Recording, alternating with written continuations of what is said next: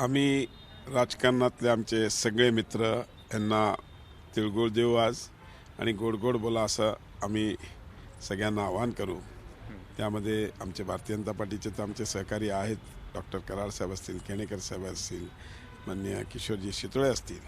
त्याचबरोबर आमचे जे सरकारमध्ये आमचे मित्रपक्ष आहेत त्यांचे जे संजयजी शिरसाट साहेब असतील, संदीपानजी भुमरे साहेब असतील, आमचे प्रदीपजी जयस्वाल असतील आणि आमच्या अजूनही जुने आमचे सहकारी जे आता जरी आम्हाला गोड बोलत नसले तरी आमचे चंद्रकांतजी खैरे असतील, आमचे अंबादासजी आनवे असतील, या सगळ्यांची आम्ही नक्कीच तिळगुळ देऊन गोड गोड बोला म्हणून सांगू.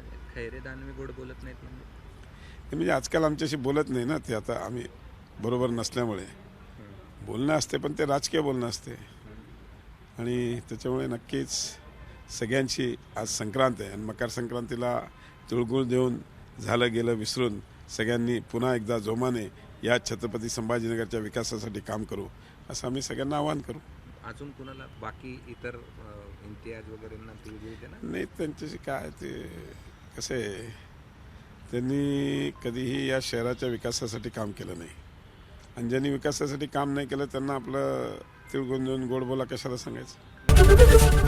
एबीपी माझा, उघडा डोळे बघा नीट.